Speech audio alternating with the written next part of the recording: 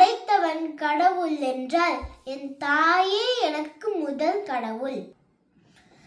அன்னை என்பவள் அன்பையும் அரவணைப்பையும் கொடுப்பவள் மட்டும் இல்லாமல் தவறுகளை சுட்டிக்காட்டும் ஆசானாகவும் இருக்கிறார்.